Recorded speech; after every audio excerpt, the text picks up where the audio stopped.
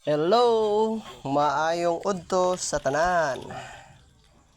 Aduna ko ipakita sa inyo mga idol, kana siya mga gagmay nga mga buyog, mga ligwan ang tawag sa amo o laywan sa uban.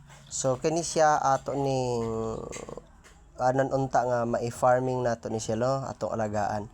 So kani siya kung dili mo dili mo anad sa panguhag dugos o mamuhagay.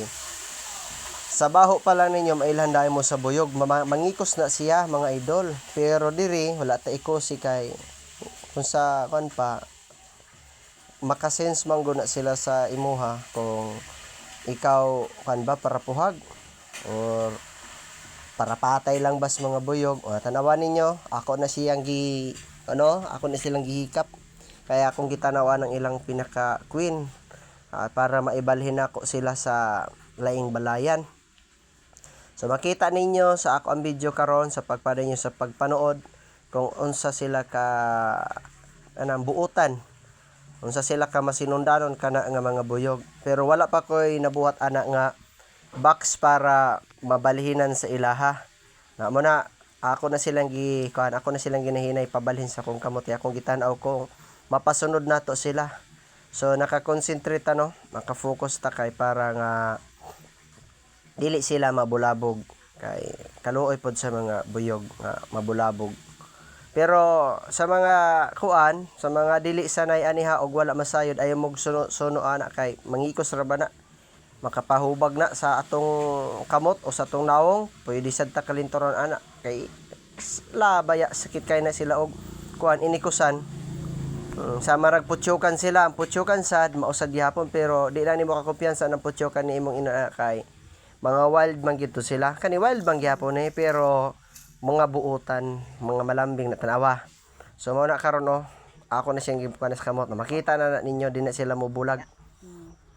Na.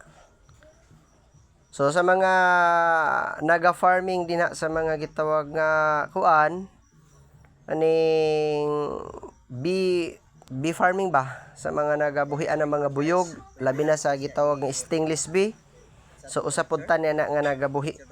So kita ninyo mga idol nasa tong kamot.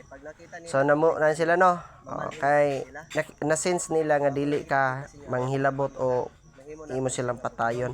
So mo na naandan sa mga kanana buyog nga ligwan nga kung imo silang mo ilang behavior ba o kaugalian nga kung imo na silang pasakitan, imo na silang hampakon, magtibuag sa nagpanlupad og mangikos sa tanawa.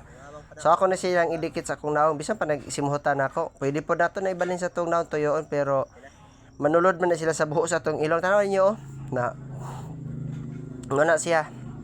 Kita na ninyo So dili na siya mangikos kay buutan man ta. Di man ta hilabtanon.